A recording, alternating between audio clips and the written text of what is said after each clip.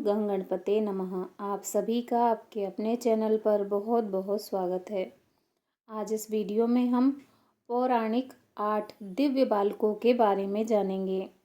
हमारे धर्म ग्रंथों में ऐसे अनेक बच्चों के बारे में बताया गया है जिन्होंने कम आयु में ही कुछ ऐसे काम किए जिन्हें करना किसी की बस में नहीं था, किंतु अपनी ईमानदारी, निष्ठा व समर्पण के बल पर उन्होंने मुश्किल काम भी बहुत सरलता से कर दिए। आज हम आपको 8 ऐसे बच्चों के बारे में बता रहे हैं। बालक ध्रुव की कथा का वर्णन श्रीमद् भागवत में मिलता है।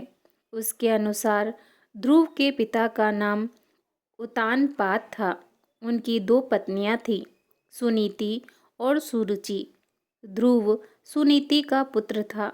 एक बार सुरुचि ने बालक ध्रुव को यह कहकर राजा उतानपाद की गोद से उतार दिया कि मेरे गर्भ से पैदा होने वाला ही गोद और सिंहासन का अधिकारी है। बालक ध्रुव रोते हुए अपनी माँ सुनीति के पास पहुँचा। माँ ने उसे भगवान की भक्ति के माध्यम से ही लोक परलोक के सुख पाने का मार्ग सुझाया। माता की बात सुनकर ध्रुव ने घर छोड़ दिया और वन में पहुंच गया। यहाँ देवर्षि नारद की कृपा से ओम नमो भगवते वासुदेवाय मंत्र की दीक्षा ली। यमुना नदी के किनारे मधुवन में बालक ध्रुव ने इस महामंत्र को बोल घोर तप किया। इतने छोटे बालक की तपस्या से खुश होकर भगवान श्री हरि विष्णु प्रकट हुए। भगवान श्री हरि विष्णु ने बालक ध्रुव को ध्रुव लोक प्रदान किया। आकाश में दिखाई देने वाला ध्रुव तारा बालक ध्रुव का ही प्रतीक है। आइए अब जानते हैं गुरु भक्त बालक अरुणी के बारे में। महाभारत के अनुसार अयोध्योम नाम के एक ऋषि थे। उनके एक शिष्य का नाम अरुणी था। वह पांचाल देश का रहने वाला था। अरुणी अपने गुरु की हर आज्ञा का पालन करता था। एक दिन गुरुजी ने उसे खेत के मेढ़ बांधने के लिए भेजा। गुरु की आज्ञा से अरुणी खेत पर गया और मेढ़ बांधने का प्रयास करने लगा।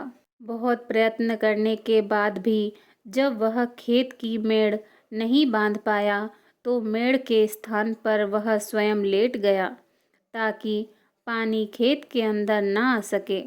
जब बहुत देर तक अरुणी आश्रम नहीं लौटा तो उसके गुरु अपने शिष्यों के साथ उसे ढूंढते हुए खेत तक आ गए। यहाँ आकर उन्होंने अरुणी को आवाज़ लगाई। गुरु की आवाज़ सुनकर अरुणी उठकर खड़ा हो गया।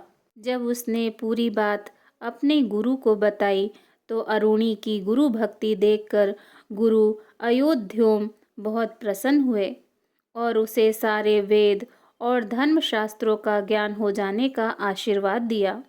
आइए जानते हैं परम ज्ञानी बालक अष्टावक्र के बारे में। प्राचीन काल में कहोड़ नामक एक ब्राह्मण थे।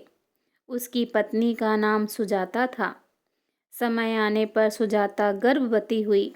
एक दिन जब कहोड़ वेद पाठ कर रहे थे तभी सुजाता के गर्भ में स्थित शिशु बोला, पिताजी, आप रात भर वेद पाठ करते हैं किंतु वह ठीक से नहीं होता। गर्भस्थ शिशु के इस प्रकार कहने पर कहोड़ क्रोधित होकर बोले कि तू तो पेट में ही ऐसी टेढ़ी मेढ़ी बातें करता है, इसीलिए तू 8 स्थानों से टेढ़ा उत्पन्न होगा। इस घटना के कुछ दिन बाद कहोड़ राजा जनक के पास धन की इच्छा से गए। वहाँ बंदी नामक विद्वान से वे शास्त्रार्थ में हार गए। नियमानुसार उन्हें जल में डुबा दिया गया। कुछ दिनों बाद अष्टावक्र का जन्म हुआ किंतु उसकी माता ने उसे कुछ नहीं बताया। जब अष्टावक्र 12 वर्ष का हुआ तब एक दिन उसने अपनी माता से पिता के बारे में पूछा। तब माता ने उसे पूरी बात सच सच बता दी। अष्टावक्र भी राजा जनक के दरबार में शास्त्रार्थ करने के लिए गए। यहाँ अष्टावक्र और बंदी के बीच शास्त्रार्थ हुआ, जिसमें अष्टावक्र ने उसे पराजित कर दिया। अष्टावक्र ने राजा से कहा कि बंदी को भी नियमानुसार जल में डुबो देना चाहिए। तब बंदी ने बताया कि वह जल के स्वामी वरुण देव का पुत्र है। उसने जितने भी विद्वानों को शास्त्रार्थ में हराकर जल में डुबाया है, वे सभी वरुण लोक में हैं। उसी समय जल में डूबे हुए सभी ब्राह्मण पुनः बाहर आ गए। अष्टावक्र के पिता कहोड़ भी जल से निकल आए। अष्टावक्र के विषय में जानकर उन्हें बहुत प्रसन्नता हुई और पिता के आशीर्वाद से अष्टावक्र का शरीर सीधा हो गया। आइए जानते हैं बालक आस्तिक के बारे में। महाभारत के अनुसार आस्तिक ने ही राजा जन्मेजय के सर्प यज्ञ को रुकवाया था। आस्तिक के पिता जरत्कारु ऋषि थे और उनकी माता का नाम भी जरकतारु था। आस्तिक की माता नागराज वासुकी की बहन थी। जब राजा जन्मेजय को पता चला कि उनके पिता की मृत्यु तक्षक नाग द्वारा काटने पर हुई थी, तो उन्होंने सर्प यज्ञ करने का निर्णय लिया। उस यज्ञ में दूर दूर से भयानक सर्प आकर गिरने लगे। जब यह बात नागराज वासुकी को पता चली तो उन्होंने आस्तिक से इस यज्ञ को रोकने के लिए निवेदन किया। आस्तिक यज्ञ स्थल पर जाकर ज्ञान की बातें करने लगे, जिसे सुनकर राजा जन्मेजय बहुत प्रसन्न हुए। जन्मेजय ने आस्तिक को वरदान मांगने के लिए कहा। तब आस्तिक ने राजा से सर्प यज्ञ बंद करने के लिए निवेदन किया। राजा जन्मेजय ने पहले तो ऐसा करने से इनकार कर दिया, लेकिन बाद में वहां उपस्थित ब्राह्मणों के कहने पर उन्होंने सर्प यज्ञ रोक दिया और आस्तिक की प्रशंसा की। आइए अब जानते हैं भक्त प्रहलाद के बारे में। बालक प्रहलाद की कथा का वर्णन श्रीमद् भागवत में मिलता है। प्रहलाद के पिता हिरण्यकश्यपु दैत्यों के राजा थे। भगवान श्री हरि विष्णु को अपना शत्रु मानते थे, परंतु प्रहलाद भगवान श्री हरि विष्णु जी का परम भक्त था। जब यह बात हिरण्यकश्यपु को पता चली तो उसने प्रहलाद पर अनेक अत्याचार किए, लेकिन फिर भी प्रहलाद की ईश्वर भक्ति कम न हुई। अंत में स्वयं भगवान श्री हरि विष्णु प्रहलाद की रक्षा के लिए नरसिंह अवतार लेकर प्रकट हुए। नरसिंह भगवान ने हिरण्यकश्यपु का वध कर दिया और प्रहलाद को अपनी गोद में बैठाकर प्रेम किया। आइए जानते हैं अब गुरु भक्त बालक उपमन्यु के बारे में। गुरु अयोध्योम के एक शिष्य का नाम उपमन्यु था। वह बड़ा गुरु भक्त था। गुरु की आज्ञा से वह रोज गाय चराने जाता था। एक दिन गुरु ने उससे पूछा कि तुम अन्य शिष्यों से मोटे और बलवान दिख रहे हो, तुम क्या खाते हो? तब उपमन्यु ने बताया कि मैं भिक्षा मांगकर ग्रहण कर लेता हूँ। गुरु ने उससे कहा कि मुझे निवेदन किए बिना तुम्हें भिक्षा का अन्न नहीं खाना चाहिए। उपमन्यु ने गुरु जी की बात मान ली। कुछ दिनों बाद पुनः गुरु जी ने उपमन्यु से वही प्रश्न पूछा, तो उसने बताया कि वह गायों का दूध पीकर अपनी भूख मिटाता है।